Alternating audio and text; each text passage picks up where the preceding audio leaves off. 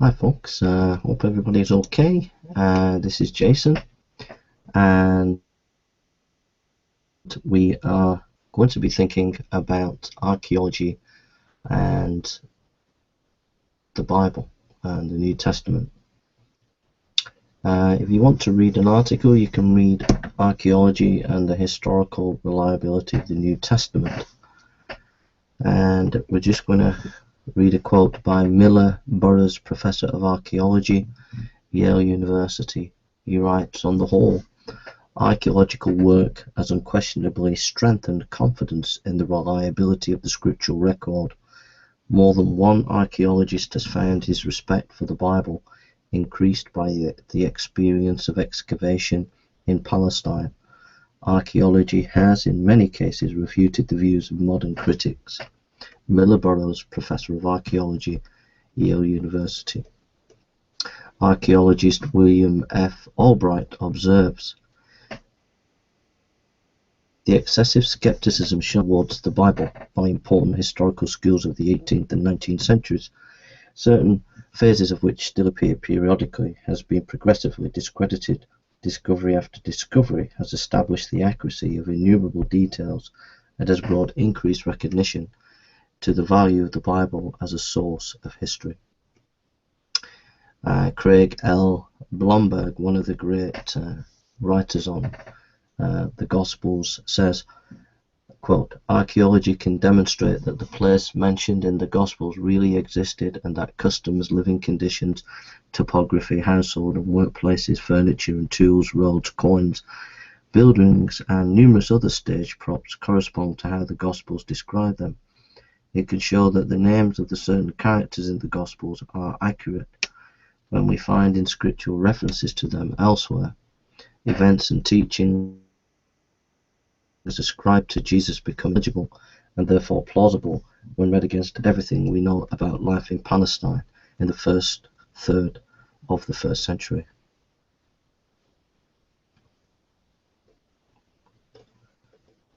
Some of the archaeological evidences that have confirmed the New Testament. In 1968, you have Johann ben Hagalgo had a 7-inch nail driven through his feet. This was found in 1968 and relates to the first century. It was a first century find of first century Judaism, and backs up John chapter 19, 31 and 32 about the way crucifixion was done.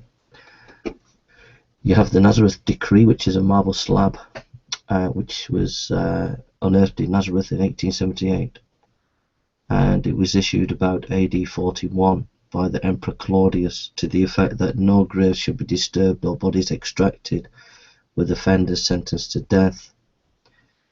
The reason why probably that was given is because of the rumors going around that Jesus had risen from the dead.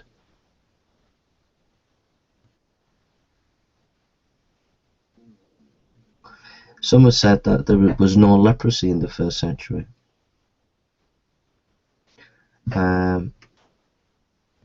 One writer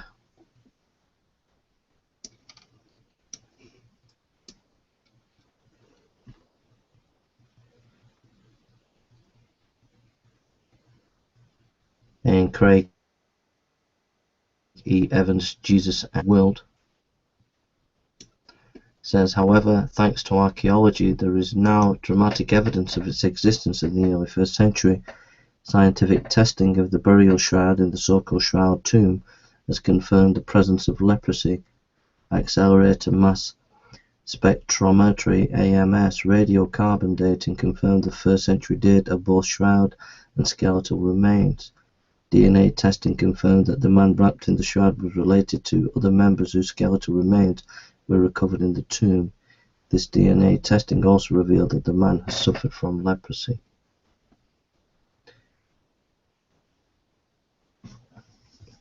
In the 1980s, a draft exposed a well-preserved first-century fishing boat measuring 26.5 feet long, 7.5 feet wide, 4.5 feet high, in the mud of the Sea of Galilee. The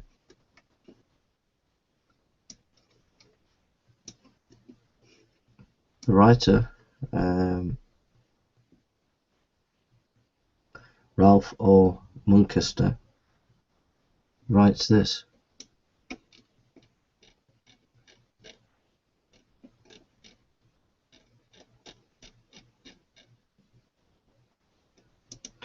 under the direction of Israeli Antiquities Authority, archaeologists began a race against time to carefully extract the boat from the mud before the waters returned. Eventually, it was placed in a climate-controlled environment to protect it from aging. Pots and lamps found inside the boat dated to the 1st century. Carbon-14 testing further confirmed the dating. The design of the boat was typical of fishing boats during that period on the Sea of Galilee. At the back of the boat was a red section like the one where Jesus could have been sleeping, as indicated in the Gospel accounts. The boat could accommodate 15 people, including crew. This archaeological discovery confirms the description given in the Bible.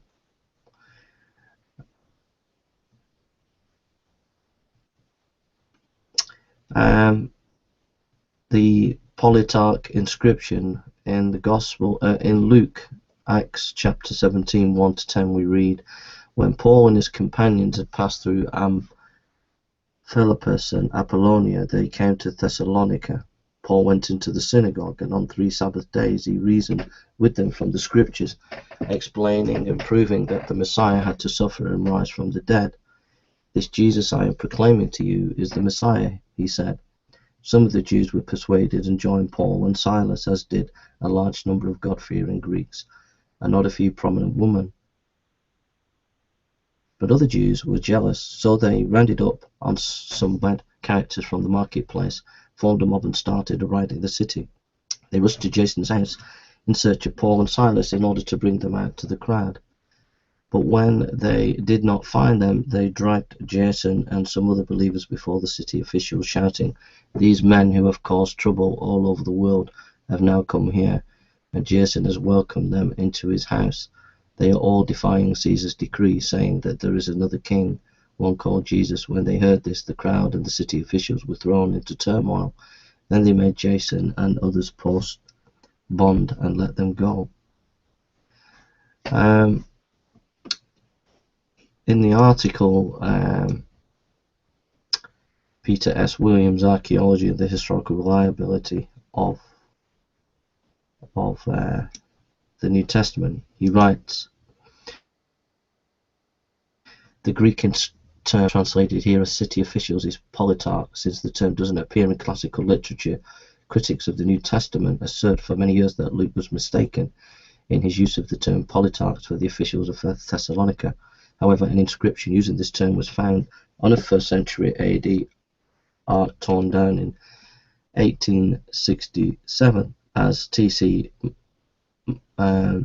Mitchell describes it, the inscription lists the officials of the town, 2nd century AD, beginning with 6 polytarchs and naming the city treasurer and the Gymnasiarch, director of higher education. The inscription begins Polytarch Conton, while the following were acting as polytarchs. It is worth noting that 2 of the names that appear in this inscription, Sospatros and Lucius, were borne by 2 men, Berea, whom Paul describes as kinsmen, but in this context perhaps Jewish Christians, Romans 16:21. Equally, the name Secundus and Gaius were borne by a man from Thessalonica, Acts 24, and Macedonia, Acts 19:29, who were travelling companions of Paul. These were not, of course, the same men, but simply demonstrate the currency of the personal names in the area in the century following the time of Paul. So it just gives you a little bit of information there, and so I just quoted the quotes, but if you want to read the full article, Archaeology and the Historical Reliability of the New Testament, Peter S. Williams. Is assistant professor in communication and worldviews, and I just